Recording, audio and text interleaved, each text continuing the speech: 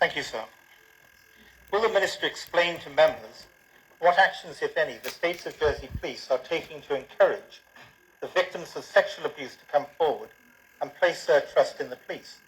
And will he provide his assessment of how effective any such measures have been in ensuring the public are convinced that the police investigate all allegations without fear or favour? Yes, thank you, sir. We support victims of sexual assault through Jubilee House, that excellent facility which houses the Sexual Assault Referral Centre, known as SARC for short. So the police undertake a number of proportionate actions to encourage victims to come forward, including awareness raising campaigns. I think we all know that, well, we all noticed the rape campaign a few months ago, which was linked to the new sexual offences law. Currently, we have the Pantosaurus campaign being run jointly with the Safeguarding Partnership Board and the NSPCC. And of course, we also have an annual campaign linked to the National Child Sexual Exploitation Awareness Day. So during the past 5 years, the police have seen a 62.5% increase in reported sexual offences.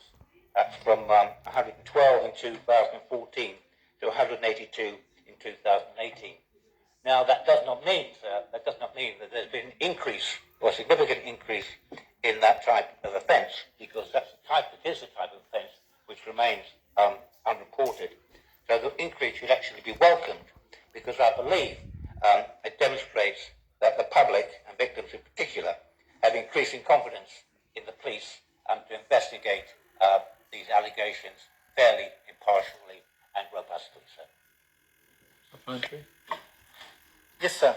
While I commend the work that's actually taken place, all that good work is now being unravelled, in the sense that there are allegations on UK media of a reasonably prominent person who has been accused of grooming young children, and that the police have failed to do their duty and investigate properly, and indeed that the person was known to the police and had a relationship with some of them.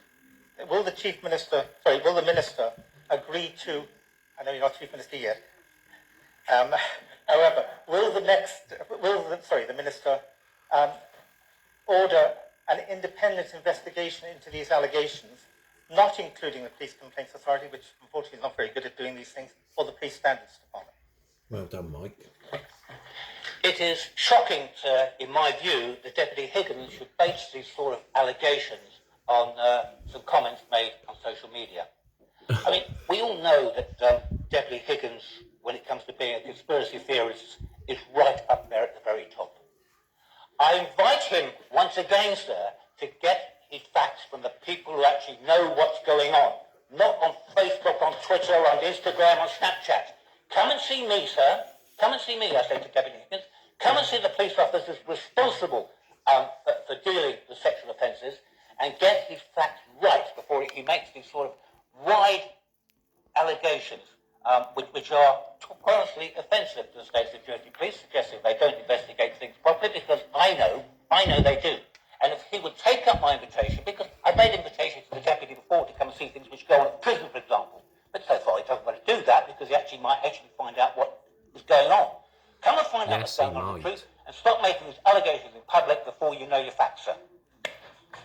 Supplementary, sir? Yes. Yes, please. Thank you. Well, first of all, with regard to the prison, I am going to take up the invitation as that, and I will take up the Home Affairs Minister to meet the police and ask the questions. And I'll bring with me copies of the text messages that were posted, which prima facie show that an offence has been committed in trying to groom a person. I think for the Minister to attack me for raising these things is to forget that in the past, evidence was given to the Jersey Independent Care Inquiry that police officers did not investigate sexual abuses, and indeed certain officers covered up what has gone on. What I'm trying to do is prevent history repeating itself. I will take up the invitation. Thank you. There wasn't a question there, Deputy. Nice one. Does the Home Affairs Minister agree that in the past the police have not always done their job and did cover up child abuse, as the evidence to the Care Inquiry revealed? I have absolutely no reason to think that's certainly not on my watch, nor certainly in modern history, sir. But I do not criticise, and I will not criticise the deputy for raising concerns. What I do criticise the deputy for is for raising concerns in the wrong place, in the wrong manner, sir. Deputy Pamplin. The wrong place. Thank you, sir. My question on this matter is in regards to what policies in place, and if the Minister can define it for me now or send it to members, when members of the police force or anybody in that service are criticised in the public in terms of social media, how that is dealt with, what the policy is in responding, just for help and clarification. Sir, that is very much an operational matter, and I can't go into the detail of how it's dealt with because I don't know in detail how it is dealt with. But what I can tell you, sir, that the State Security Police have a very strong welfare support, and officers who are accused of the sort of actions that have appeared on social media and they require support, that will be made available to them, sir. Yes, I'm sure it will.